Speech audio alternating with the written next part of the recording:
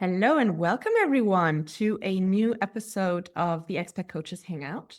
Today I am joined by Annegret Bertsch and I'm super happy because we've had lots of contact before and I feel like we haven't exhausted our topics of conversation yet. So I'm super happy to have you here. The plan is to talk about expat guilt, but maybe you can introduce yourself to everyone first. Yeah, well, first of all, thank you so much for having me. I was really excited to talk to you.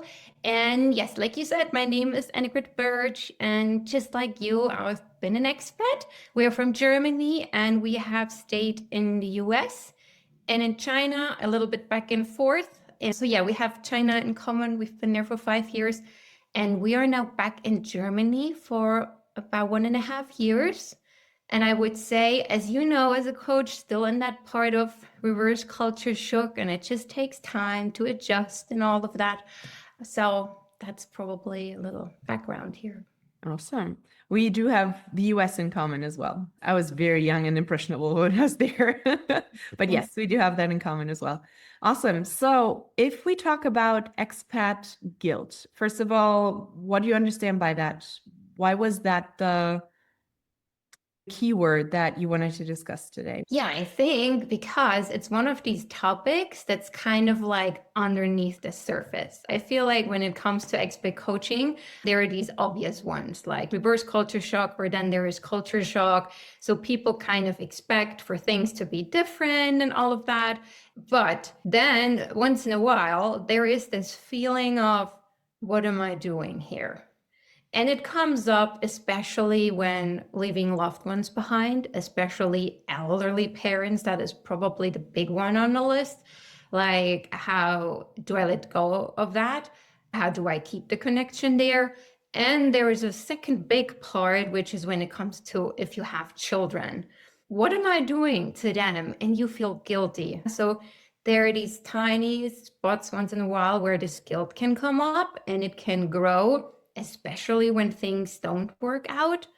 And nobody expects that, I guess. And nobody talks about that. And so often you don't even want to say it out loud that you're feeling guilty because you live this privileged life right now and all of that. So there's a lot of nuance to it. And I think we don't talk about it enough. And I think it would help to bring it out in the open, address it, and then, as you know, as coaches, always to figure out a way how to deal with it, what to do with it. So yeah. So I find it interesting. So you're saying you see that expat guilt about leaving others behind and about taking part of your family with you, right? Like, am I ruining my kid's life by taking them with me? I sometimes also see it when we're talking about people starting to complain about their new location and then checking themselves. It's almost like I'm not allowed to complain. I'm not allowed to feel that way. I'm not allowed to be unhappy. I'm not allowed to have problems because look at this. I have the money I need. I have this paid for super duper apartment. I have international schooling for my kids. I have the ability to go to exotic places on holiday because it's right next door to where I am right now. So who am I to complain? Who am I to be unhappy? How dare I not be completely super duper over the moon 100% of the time? That's where I see it also. that is so true. And there's another aspect, and we often see that in people who are coming, let's say, from a rather rich country, and you move to a country where the general wealth is not as big, and then you even feel bad for that because you are suddenly confronted with a different lifestyle. And then you're like, how can I complain when these people have apparently less? Yeah, I mean, you never know what they're really having or how happy they are, which is also just perception. But yeah, that is definitely another big point, especially I would say for expat spouses also in the beginning who are there and they need to figure out their way. And then just exactly like you said, these thoughts come up like, why I'm not happy? I have everything, or apparently everything. What's going on with me? Yeah. And again, you feel guilty and it's not good. And if you don't work through it, it just can build up. It can wallow up in you and can destroy friendships, relationships, your time abroad. That's definitely a big one. Yes, carrying all that guilt is definitely not healthy. And also, when you suppress it, it comes out at the most inopportune moment and it sort of explodes out of you. I've seen some of that. The guilt of why am I having it so much better than the people who live here? I've had that as well. And I don't even have to work here. Everything is taken care of. So why am I unhappy? I have all this free time. So what am I complaining about? And sometimes I feel it's also inflicted from outside. Sometimes it's from inside, but sometimes it's people looking at the picture from the outside and say, excuse me, you do not have to go to the office every day. You can go to breakfast, brunch, and lunch in one day if you want, followed by a hair and a nail appointment and a spa day if you want. And you can go on luxury vacations. You can do this, you can do that. What are you complaining about? How dare you not be happy? Yeah. And then because you brought other people into the mix, there's also the other side, because I mentioned leaving parents behind. Even in that sense, there are two ways, because the scenario could be you have really loving parents and they send you off and they wish you all the best and they're like really happy. That shows how good the relationship is. And I think if you leave something so valuable behind where you do feel loved, then you feel guilty. Man, these people love me back home. How could I? And all that. And then on the other hand, if it's the case where you want to run away from home, to speak quite frankly here, then these people back home will guilt you into, or might guilt you into, like staying, or give you a really bad feeling about leaving. Like, how could you? And I've heard that several times, especially when there are children involved. In that case, then grandchildren. Like, how can you take the grandchildren away from us? And we may only live for one more year. And your grandma's really sick, and all of that, where it's just a really, really bad thing. And how do you cope with that? So in that, you might have people who inflict that guilt on you, even in that. And then even for the children, it's like the moment you are in a new country, and it's pretty obvious, I guess, that children will struggle. Everyone will struggle, right? That's part of the deal. But then if you have other members from back home, kind of like, we told you so, this is why you should have stayed home. And that just makes it hard, and it can break your heart internally, because a little teeny tiny spark may think, what if they're right? What if I'm doing the wrong thing here and I'm taking them away? They're suffering. Did we do the right thing? Are we being selfish? In most families, the children are not the ones making the decision. It's the parents. And if you see your child suffering, that's hard. And if you have other people reinforcing that, that makes it doubly hard. Agreed. I feel like we need to get to the bottom here. It's been your decision. Like, you really, as a parent, literally are doing this to your child. There's no way around it. They didn't ask for it, especially when they're younger. So there is a truth to it, but there's also a bigger picture to it. There are these moments, especially when they cry, and some of them will cry, others children will just deal with it internally, which might be even harder to deal with, to figure that then out. But one way or another, yeah, the thing is how to deal with that when that guilt arises. And then the bickering starts between maybe husband, wife, you took us here, how could you? Look at the children, they cry. And the thing is, give it 3 years and the kids are well adjusted and they love their school. Well, now isn't it time to move back? And the tears come again, right? It's just, I feel like in that case, you can't win. Children can also use that to some extent. Whenever they're unhappy about something you said, then you brought me to this country. You made me do this. I never wanted to in the first place. So I think there can be that. With all of these instances, with all of these situations, how do you deal with that when it comes up in your practice? Well, there are 2 things I always do. The first thing is, I would point out, it's a feeling. It's not the truth. It's not more, not less. It's a feeling. And that alone should show us what we're dealing with, because, and that is then the second part, how do you want to deal with that feeling? If we go back to the leaving aging parents behind, for example, if you have the case of very supportive family, even in the other case, but especially in that case, I guess now it becomes in a way even easy, like, okay, what is that feeling telling me? Because it shows you, I love them. I care about them, which are all good things, right? And now it becomes, how can I stay connected with them? And I always encourage clients to be really creative here. Think above the regular chat-ins, like over FaceTime, whatever you do to connect. What else could you do? Write a special card, create something with the kids and send it to them. Do a surprise visit. Yeah, anything that comes to mind where you feel like we are staying connected. We work on that. The second part is harder because if you're having parents that kind of guilt you into that, I think that is the tough one because, again, what is that feeling telling you? And if you're really honest with yourself, it may show up that the relationship is not what you expected it to be. And it comes often out in these life decisions that we make. So it's probably time to address that. And that is a longer ride because it's like, where is this coming from? And then again, your decision will be, how do you want to deal with that? Do you want yourself to guilt into that? Do you want to feel bad? You can do that. Or how strong can you become to stand up for what you value, what is important to you, and for the decisions you made? But it's really helpful to really know your why in that sense, so you kind of can defend yourself.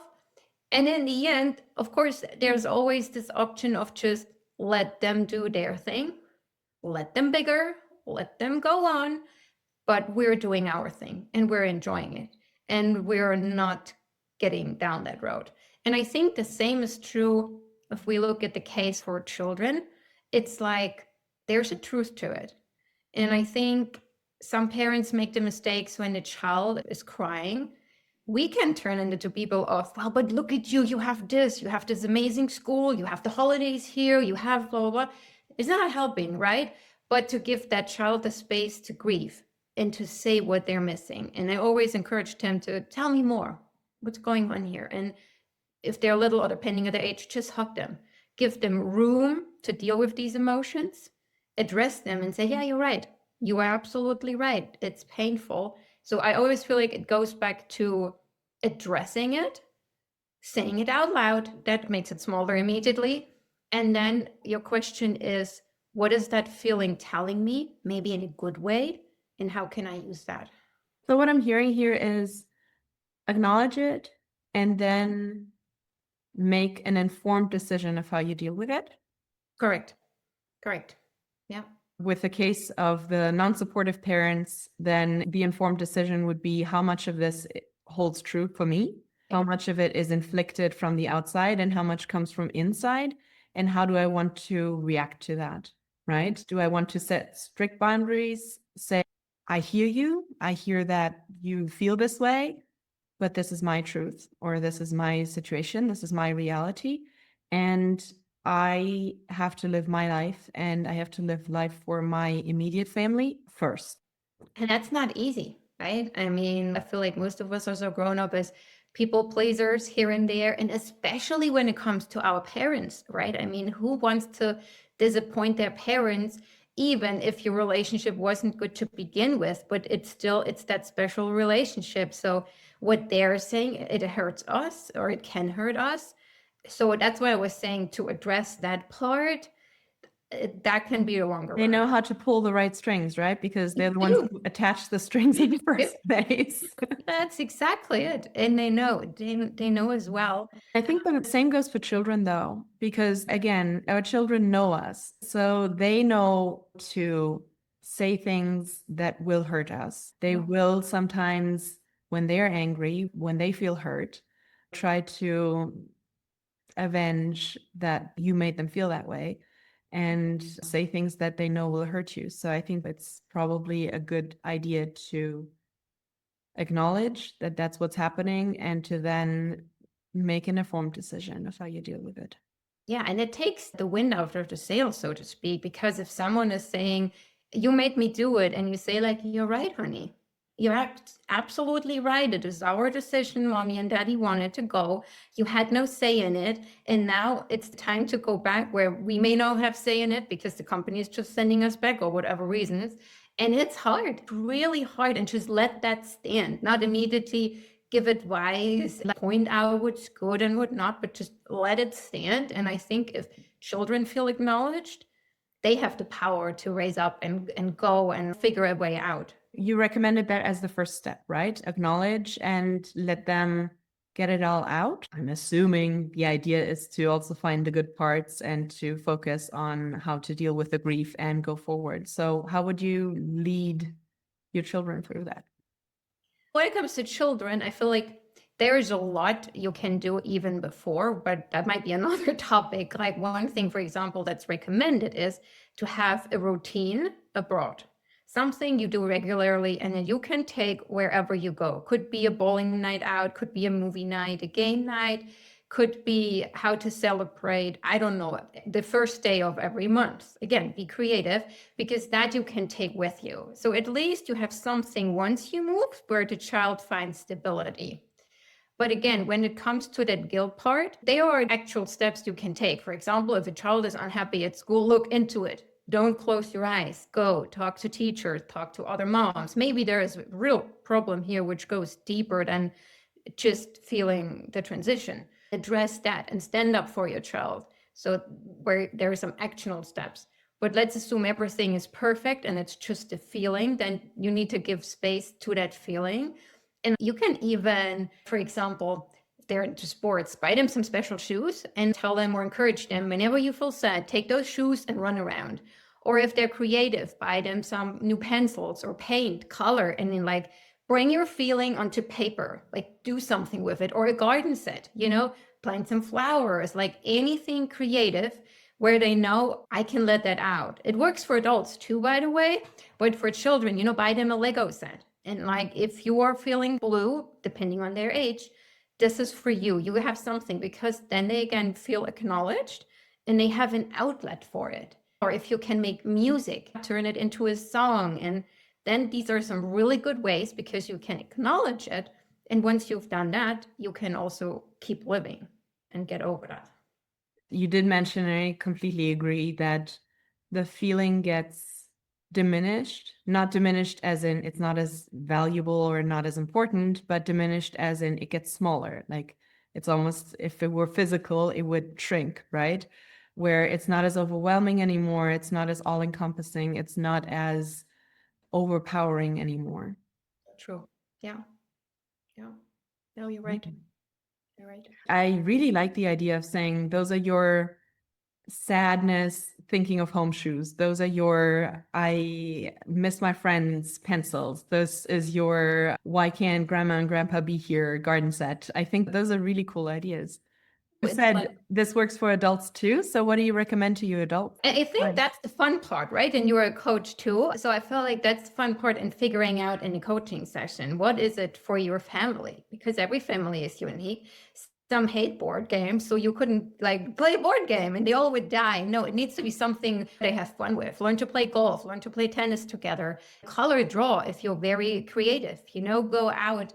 It doesn't really matter, but you need to figure out something where you can, I guess, give that pain space. Yeah, where it's allowed. Like it works also especially well for repatriation if you're in that kind of guilt, then figuring out, okay, what do you do with that? And again, the thing is, you take those running shoes, but then you take them off.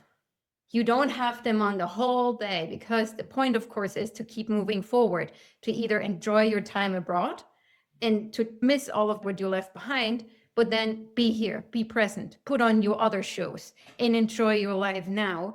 But there is space and you always know I can take those shoes back out. I can take the garden set out. I can take the paintbrush back out. But knowing that is like, yeah, now I can live my life. Now I can go out and enjoy and be present because I know that other part was acknowledged. It wasn't just overlooked. What you just said is also why do we write, why do we journal, right? Why do we write things down? Because that's how you let it out.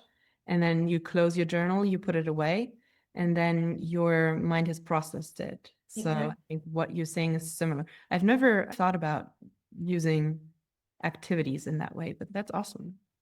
Yeah, good point with the journal, because I assume that works just as well, depending. And again, that's the thing, right? For each person is so different. And if you would ask someone, you'll probably jump to journaling, and that person would feel what it's for them. For me, words are my way to process. So it's talking to someone, or from when I was very little, I've always used reading as an escape.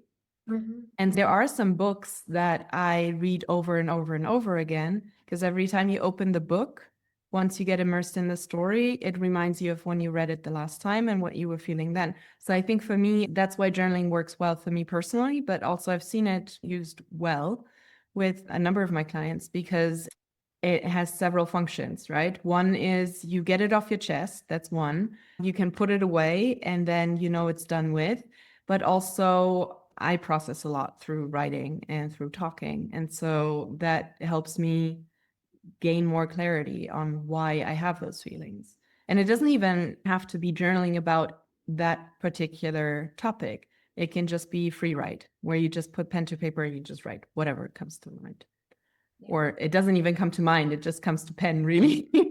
Yeah, but see, that's the thing. What I meant, that would be yours. And for someone else, maybe a 13-year-old boy, and you put them a pen and a pencil there, he's like, get away here, but give him some running shoes and he'll be like, yeah, I take those. So I feel like that's where you need to figure out that part. And I see like the journaling, especially healthy for the part when you're having problems, for example, with your parents, or you're feeling guilty for the situation you're in right now, and you need to figure out what to do in this new country to bring that onto paper and kind of see things. That's super helpful.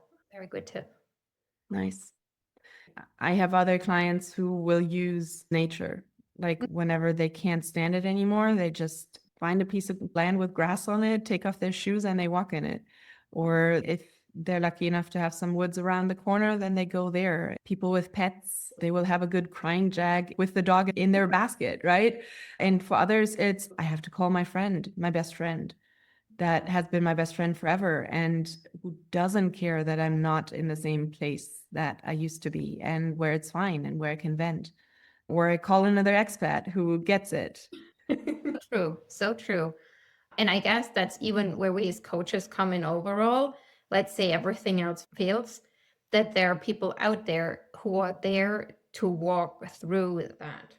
And again, mostly by just asking questions, which can be so helpful because sometimes you can be so deep into it. And like I said, these feelings can overwhelm us and overtake us. And then you can spiral down into all weird behaviors before even acknowledging what's going on here. And then it's harder to get out. Yeah. And that friend might be hard to call and you just feel lost. And then that is, yeah, I think that's why we do what we do, right? If we didn't believe in it, we'd be bad coaches. I've had a lot of success also with some more somatic coaching where you look at where in your body do you feel this? And to then, okay, describe the feeling. What's it like? And as you do that, usually, again, the feeling will shrink. And then you can also ask that part, what is it telling you? And if we look for the example of living in a country where you realize other people live a different lifestyle, it can show you, hey, you actually care. This actually matters to you. What are you going to do about it? For Yeah. me, the next step is what are you going to do about it? And I've had clients who took that as the starting point of volunteering, who've taken that as a starting point to starting a business where you're saying, okay, this bothers me. I want to change it. I want to do something about it. Yeah. And I've seen that, like you said, like you can volunteer, or there are so many companies now that work with children, for example, that help them. So they use that guilt, I assume, and turn it into something beautiful in a way. I address it, I deal with it, I support, I see it. I'm not like, oh, this doesn't exist. No, it does exist. But what can you do about it? And I think that can turn into something beautiful. What I've seen as well is where it always depends on the client, right? We don't have prescriptions. We just have, let's look at your situation and let's see where that takes us. When you have clients who are religious, for whom faith plays a big role, then that's one way where you're starting to deal with the guilt because you're saying, okay, what is that guilt? What is God telling you with this, right? Or what does the Bible say you should do about this? How can you reach out? How can you change it? How can you react in this case? And I think for all of it, it's always this, let's stop and assess before we do anything. And that's where you take the power out of it. Yeah. Yeah. And the shame. And literally the guilt. Yeah. And literally the guilt, where this then gets lifted out and you can turn it into something else. Yeah, for sure. So where do we go from there? I mean, we've seen that expat guilt seems to be a turning point very often in going deeper, maybe in the coaching journey. I feel, again, it is more client driven. Yeah, you need to be really careful because there are deep feelings involved. And again, there is some truth to it in either of the cases. If a loved one is dying while you're abroad, that just hits you in a way you cannot imagine. And there will be guilt. And it's not so easy. What can you do about it? Because it's over and you weren't there.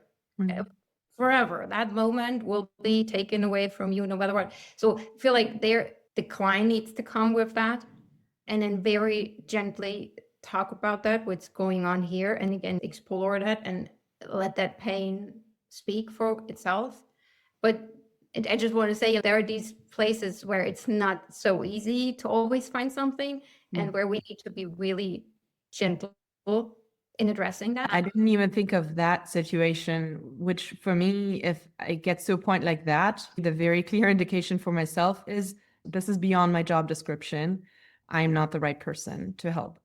If there is a death in the family while you're abroad, that is beyond my capabilities. That's where I say you need grief counseling, you need a therapist, you need maybe clinical support, right? So that's where my referral comes in. Yeah, no, and that is very honest. And I also guess it always depends on the client, how they approach you, because maybe I've worked with a coach before who are aware of that process, that might be enough. But again, it depends also how that happened. And again, the rest of the family also will play a big part in that. If they're being mad at you for not being there, for letting them alone, where do you go from there? Yeah, you're grieving and now your family hates you and you are far, far away. That's a lot. And you have still maybe your work to do and life goes on. It's not like you have the time to process or to fly. Life is lifing, right? You still have a family to run, a household to run, a job if you have one, or volunteering activities that you engaged in. There are people counting on you. You have a social life, you have all sorts of things, and life doesn't really care how you feel about it. It just goes on. Exactly. And when you remember back when we were living during COVID times, it was impossible to fly. You know, that option was even taken away from you back then. Like if something happened or the family members had a stroke and had it to the hospital, anything, there was no option. Even if you could have done earlier, at that moment that was taken away from you. And that made it also harder. And even now where we are allowed to fly again, maybe you don't have the money for it. You know, not everyone is in a position living far away saying, yep, I'm going and visit my mom or grandma in hospital. It's not possible always. And then the guilt will come probably. It's like, how could I and why I'm not there? And I should have made it possible. I should have done better. I would have, could have. Again, I feel like addressing it helps because I always feel like, what's the other option, right? I mean, is your option to just feel bad and worse and it gets worse over time? That's not the solution. So I guess we need to address that even if it comes to a loved one died. How do you want to deal with that? But yeah, that's especially a big one. Yeah, I was going to say, that sounds like maybe another episode. Yeah, that is one, like especially grief, everything concerned with grief. Yeah, there's a lot of grief in the journey as well. There's a lot of joy, but there is a lot of grief. That's the other side of the coin, but that's probably another topic. Well, I'm looking at the time and I think we are actually coming to the end of our time together. So where can people find you? Where can they connect with you? Easily over my homepage, www.coachingmindsbecause.com. You can probably add that anywhere or over LinkedIn.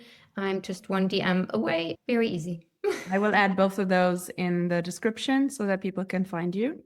And I am holding you to the promise of maybe recording another episode because I think Absolutely. that grief would be a really good topic to talk about as well.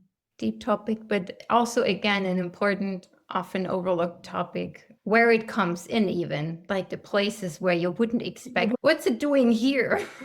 Yeah, why what are you doing here, grief? I No, didn't expect you here. This was not the part where you should come up, but it does. grief is rude that way. All right.